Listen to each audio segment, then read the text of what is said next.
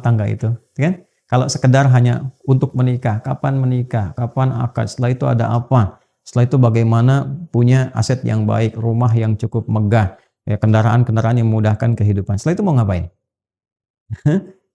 Setelah itu mau ngapain? Karena manusia kan terbatas, programnya terbatas, ya, imajinasinya juga terbatas, gambarannya terbatas, rencananya terbatas. Setelah itu mau apa? Kalau Anda ingin mencari jawaban, konsep berumah tangga yang lengkap, bahkan berkelanjutan dengan sifat yang abadi, dari mulai di dunia sampai kemudian kembali kepada Allah sampai di akhiratnya, Anda tidak akan pernah temukan itu kecuali dari bimbingan yang langsung Allah berikan. Karena Allah yang menciptakan kita, Allah tahu kita, Allah yang mengerti tentang kita, dan Allah yang maha memahami serta memberi solusi dari semua desain kehidupan kita dalam keadaan apapun, baik itu single ataupun sudah berumah tangga dan dalam kehidupan yang lebih kompleks. Jadi kalau kita menginginkan konsep kehidupan rumah tangga yang terukur, yang baik, yang kurikulumnya memandu kita mendapatkan kebahagiaan yang sejati, baik di dunia bahkan abadi sampai ke akhirat, gak akan pernah ditemukan kecuali dari bimbingan Sang Pencipta kita, Allah Subhanahu wa Ta'ala. Karena itu, orang-orang yang mau menjadikan visi kehidupan rumah tangganya yang ditujukan untuk kepentingan ibadah, maka Allah hadirkan ketenangan yang mendamaikan dalam kehidupan rumah tangganya. Disebut dengan sakinah.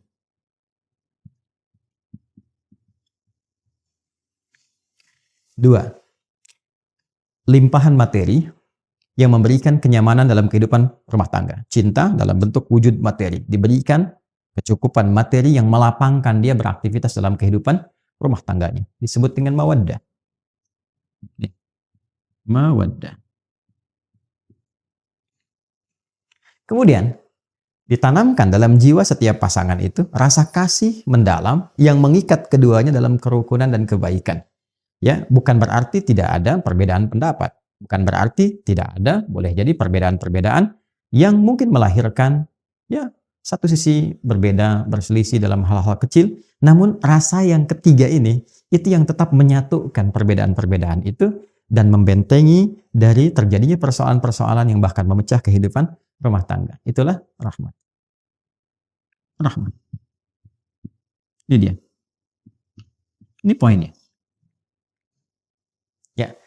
Jadi kalau kita satukan ayat ini bila ditujukan pada ibadah, maka ini kunci dari 3 pintu besar yang isinya adalah sakinah, mawaddah, dan rahmat. Karena itulah ketiga ini yang sering kita singkat dari kata pembukanya menjadi samara, sa-ma-ra, kan?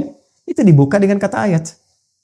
Kapan samara itu muncul? Setelah ayat. Wa min ayatihi, itu dulu kan? An khalaqalakum min anfusikum azwaja, ya, itu pernikahannya, dipasangkannya itu. Ya, untuk apa? Untuk menaati Allah dengan visi ibadah. Setelah itu apa? Litaskunu ilaiha, baru sakinah datang. Wa ja'ala bainakum mawaddah, baru mawaddah dimudahkan. Warahmah, rahmah ditanamkan. Ya, inna fi dzalika laayatil liqaumi yatafakkarun. Yaitu kalau Anda mau merenungkan, berpikir yang dalam dulu. Dalami dulu nih, kan? Yang menciptakan kita siapa, yang tahu tentang kita siapa, yang mengerti ya dan maha memberikan solusi tentang persoalan kehidupan kita siapa, yang mengetahui apa yang terjadi besok siapa, yang mengetahui berketurunan atau tidak berketurunan siapa. Kan kita mengembalikan semua pada Allah. Kalau tahu semua dari Allah, bahkan kita menyimpulkan, bahkan samara pun milik Allah. Ya bahasa gampangnya kan secara logika sederhana ya. Kalau sudah tahu punya Allah, maka dekati pemiliknya. Bagaimana pemiliknya meminta kita untuk menjalankan kehidupan rumah tangga sesuai dengan pedoman yang dia berikan. Maka renungkan itu. Ya la ayatil qaumi yatafakkarun. Renungkan, tafakkur sampai menemukan kedalamannya. Kalau kita sudah mengerti, sudah memahami, oh iya, wah begini seharusnya. Maka dengan itu kemudian baru kita turunkan babnya. Baik, teman-teman. Ini ada yang menarik ya. Kalau kita mau gali lebih dalam lagi. Contoh misalnya. Saya keluarkan satu bab ya. Sakinah. Sakinah itu sering diartikan dengan ketenangan. Tenang. Ya. Padahal bukan tenang biasa. Tenang itu bahasa Arabnya. Setidaknya itu ada beberapa kata. Yang paling populer tuh gini. Satu, sakinah. Ya, sakinah. Yang kedua, tuma'ninah. Tuma'ninah. Ada sakinah, ada tuma'ninah. Saya mau bicara tentang tuma'ninah dulu. Ya. Asalnya dari itma'anna yatma'innu. Tuma'ninah ini ketenangan yang dilahirkan dari ibadah. Jadi kalau seseorang telah menunaikan atau sedang bahkan menunaikan ibadah dan merasakan ketenangan dalam hatinya saat sedang beribadah atau telah beribadah, itu disebut dengan tuma'ninah namanya. Ya. Bukankah Anda ketika sudah sholat merasakan ketenangan? Dan latihannya disebut tuma'ninah. Ruku, kata Nabi, hatta tatma'inna raqi'ah. Atau kama qala Rasulullah SAW. Ruku Anda, jangan dulu bangun sampai merasakan ketenangan dalam ruku. Tenang gitu. Kan? Itu tuma'ninah namanya. Makanya kalau orang sholatnya itu merasakan kenikmatan, benar caranya. Begitu ruku itu dia baca doa, tenang ke hatinya. Darah mengalir dengan enak. Baru dia yang tidal. Ya kan? Hatta ta'tadila qa'imah, sampai tegak. Lalu sujud, hatta tatma'inna sajidah, sampai engkau merasakan ketenangan dalam sujud. Nah ini tuma'ninah namanya. Dan ketenangan itu hadirnya dalam apa? Jiwa, dalam nafas kan. Nah nanti kalau sudah terbawa dari praktek sholat itu, dari seringnya baca Quran, hadir ketenangan pada jiwa. Nah jiwa yang terus mendapatkan suntikan ketenangan, tenang lagi, maka dia punya sifat tenang nantinya. Nah kalau sudah jadi sifat yang mengikat kepemilikan, maka berubah dari tuma'ninah jadi mutmainnah namanya. An-nafsul mutmainnah. Ini yang menjadikan dia saat pulang pun kepada Allah merasa tenang. Ya, karena ada ketenangan di dunia, kedekatan dengan Allah, pulang pun tenang. Maka dipanggillah dia dengan keadaan pemilik jiwa itu. Ya ayyatuhan nafsul mutmainnah. Quran surah ke-89 ayat 27 itu. Ya. Nah, berbeda dengan sakinah.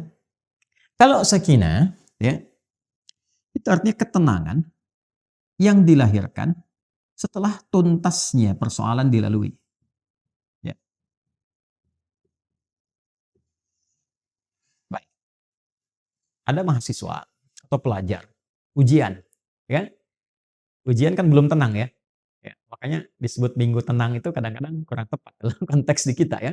Yang kurang tepat itu sebenarnya bukan sistemnya, muridnya. Harusnya kan sebelum masa itu di waktu-waktu belajar dia belajar. Cuman kadang-kadang saat belajar main ya, saat harusnya tenang, sudah menguasai di minggu-minggu tenang, apa yang dia lakukan? Dia belajar gitu kan. Baik, baik dari situ kemudian tidak sesuai dengan apa yang kadang-kadang ingin diharapkan. Tapi tidak masalah, kita kembalikan. Bukankah saat ujian itu merasakan tegang, kadang gelisah, ya? Tapi setelah selesai ujiannya, ada ketenangan yang dirasakan. Alhamdulillah selesai, gitu kan? Itu ketenangan yang dihasilkan setelah melalui satu persoalan. Itu disebut dengan sakinah namanya. Jelas? Baik. Saya lukiskan lagi. Orang Arab mengatakan begini. Sakanatu syajaratu idza dhahabatir riyah. Atau sakanatu safinatu idza dhahabatil amwaj. Ranting pohon itu menjadi tenang ketika angin yang menerpanya itu telah pergi. Atau mereka mengatakan kapal itu menjadi tenang ketika ombak yang menerpanya itu telah pergi. Dan airnya kembali tenang. Nah, ketenangan yang telah melalui perombang-ambingan, diombang-ambingkan ombak, pohon diterpa, naik turun, kiri kanan begitu. Setelah kemudian dia tenang lagi, ya, apa yang terjadi? Nah, ketenangan itu yang disebut dengan sakinah. Dan biasanya kapal yang banyak diuji dengan gelombang, bahkan gelombang besar, dan dia melewati itu menjadikan kapalnya kualitasnya lebih kuat. Ya, lebih mudah menghadapi persoalan-persoalan atau bahkan gelombang-gelombang kecil setelahnya. Semakin besar, yang kecil lewat. Ya, demikian pohon. Semakin diterpa anginnya kencang, ya, dia goyang dan dia tertanam kuat, semakin kokoh akarnya. Jadi ketenangan itu bukan sekedar melahirkan ketenangan setelah gelombangnya lewat, tapi setelah itu melahirkan satu kemantapan yang dengan itu bisa mengatasi persoalan-persoalan kecil di kemudian hari atau siap untuk menghadapi tantangan besar di kemudian yang lainnya. Maka itu disebut dengan sakinah.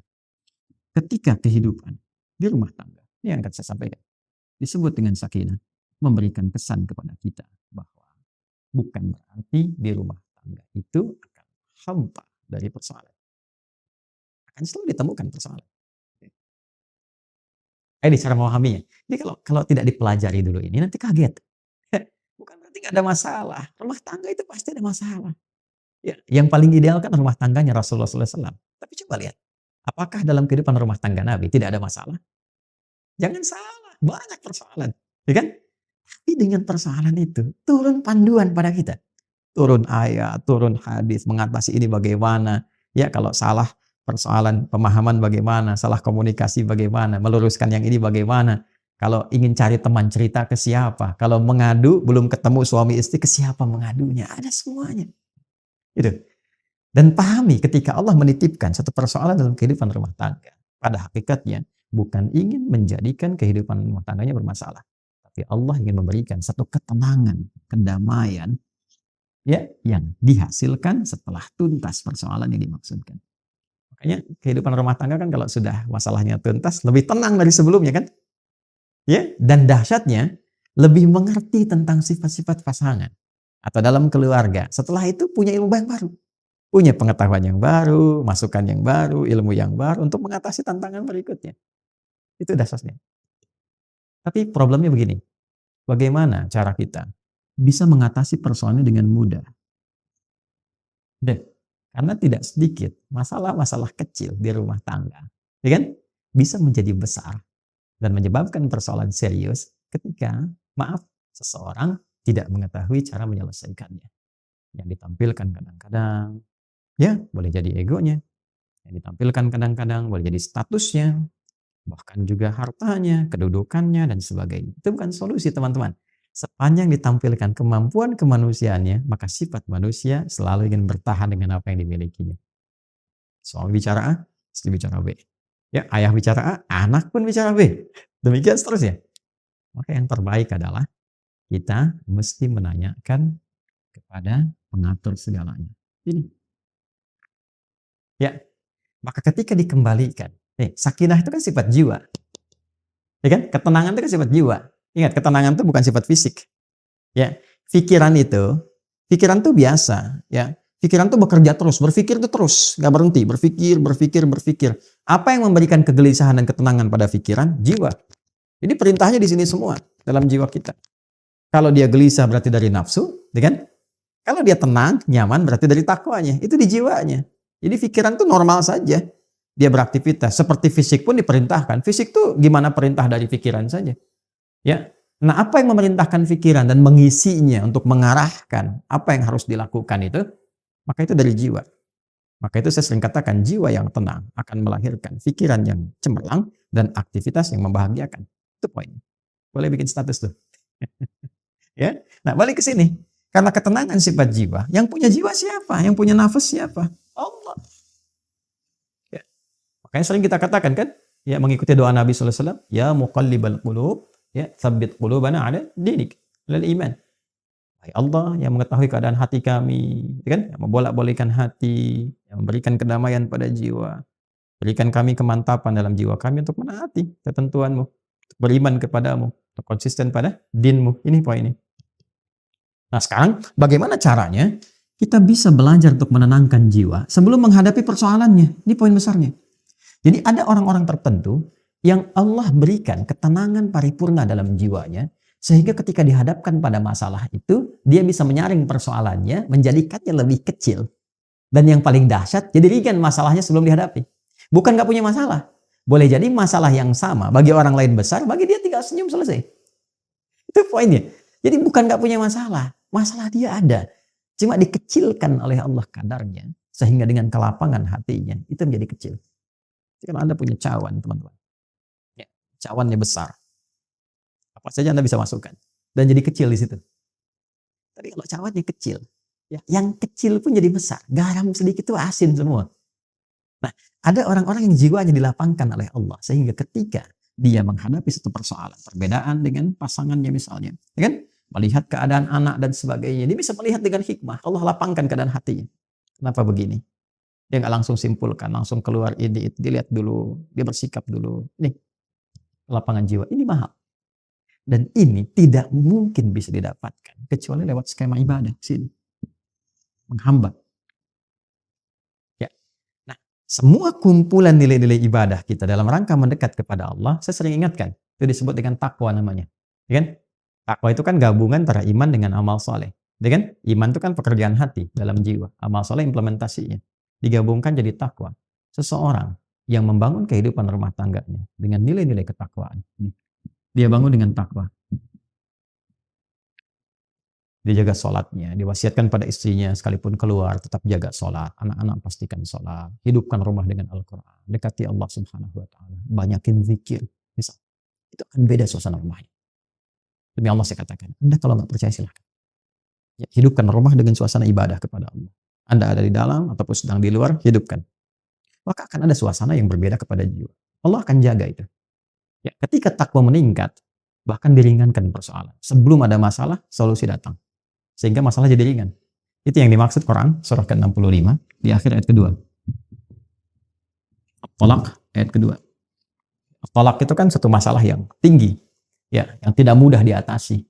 Ya, bahkan dalam kondisi yang paling rumit pun ketika Anda mendekat kepada Allah, Allah ringankan dan berikan solusi yang jernih. Berpikirnya jernih sekali. Tahu apa yang harus dilakukan.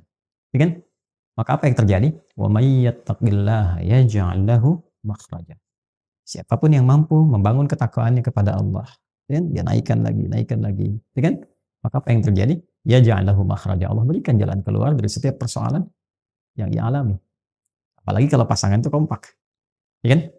Ya, mungkin nggak bersama-sama dalam beberapa kesempatan. Tapi memberikan wasiat, bangunkan istri, anak-anak, ingatkan sebelum pergi, kan? Dan sebagainya. Itu pasti itu.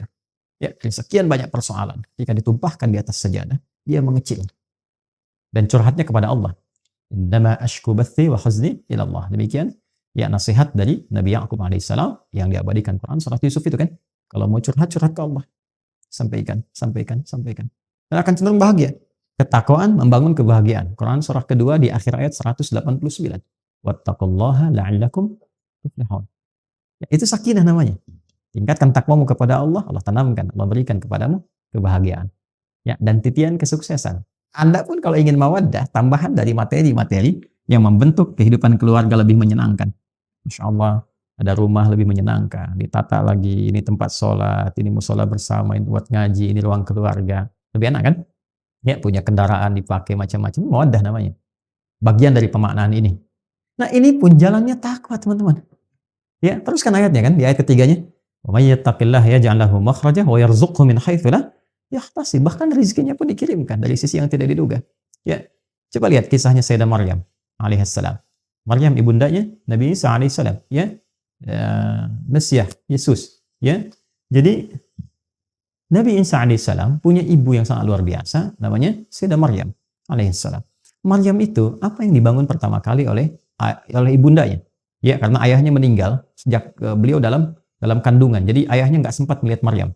Ya, Imran tuh nggak sempat lihat Maryam. Jadi istrinya Hanna mengandung, begitu lahir ayahnya telah meninggal dunia. Tapi keduanya punya rencana. Ya, rencana strategis yang memang sudah disiapkan kalau nanti lahir anak begini. Ya, makanya banyak kerabat-kerabat Imran. Imran kan orang soleh. Ya, Imran tuh alaihissalam orang soleh. Ya, maka banyak teman-teman soleh ya yang ingin merawat Maryam ketika dilahirkan sampai harus diundi siapa yang rawat. Sehingga diputuskan pamannya, ya, yaitu Nabi Zakaria alaihissalam. Nah, yang pertama dibangun oleh ibundanya apa? Nilai ketakwaan. Ini.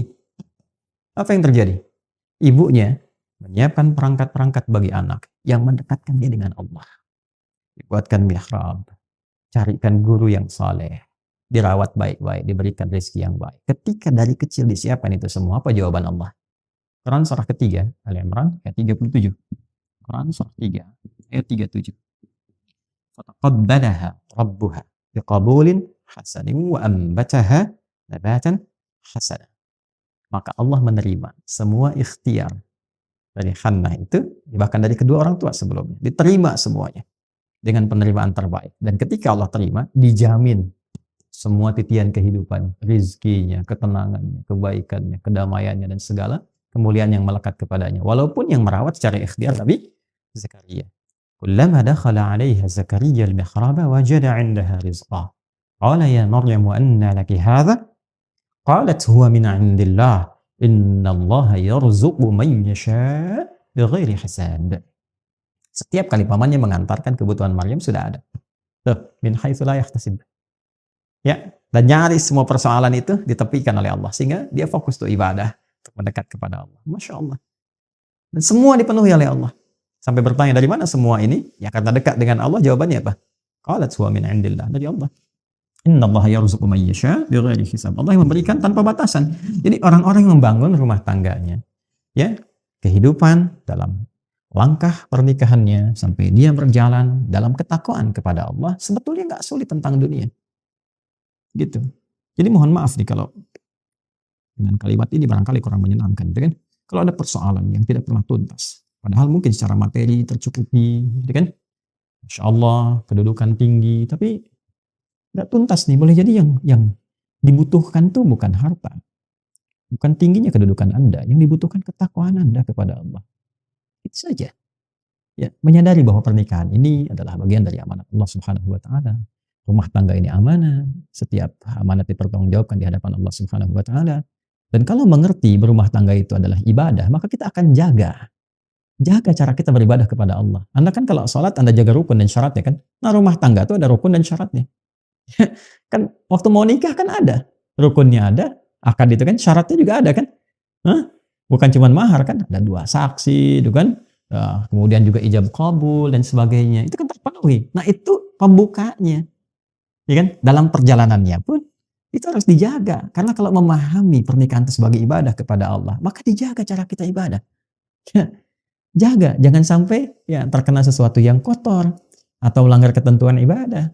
Nah, ini kalau dipertahankan, maka apa yang terjadi? Allah anugerahkan segala kemuliaan untuk mengabadikan kehidupan keluarga ini sampai dengan kehidupan di akhirat.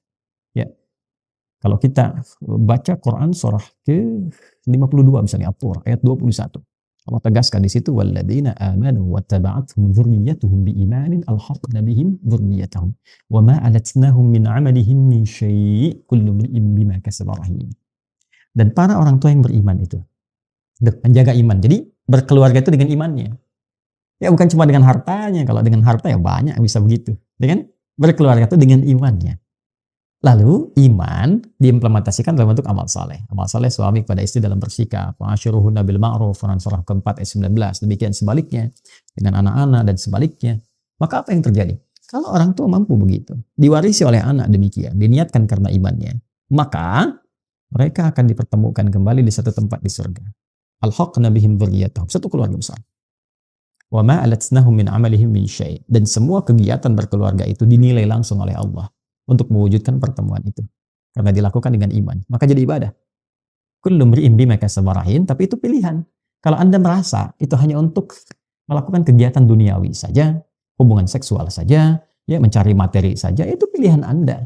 Silahkan saja, itu pilihan Anda. Tapi pada saatnya, sadari kata Allah, Anda akan pulang. Anda akan meninggal. Makanya patut bertanya, setelah meninggalkan dunia ini, ketemu lagi nggak? Ya kan? Satu masuk ke alam kubur, ya itu saja kan sudah nggak ada aksesnya, ya kan? Untuk bertemu kembali, paling dizarahi, balik lagi dan sebagainya. Nanti di akhirat ketemu lagi nggak? Itu poinnya. Nah, berbahagianya kita, Allah itu Tuhan kita yang Maha Esa, lengkap menyampaikan dalam Quran. Tidak ada satupun kitab suci di muka bumi ini yang menyampaikan runtutan kehidupan kita secara detil dan lengkap. Dan itu diminta bahkan oleh Allah langsung, silahkan riset, silahkan pelajari dari kedalamannya, kebahasaannya, ya dari logikanya, dari runtutannya, silahkan. Dan tidak ada satupun yang sempurna Al-Quran. Karena ini firman Allah.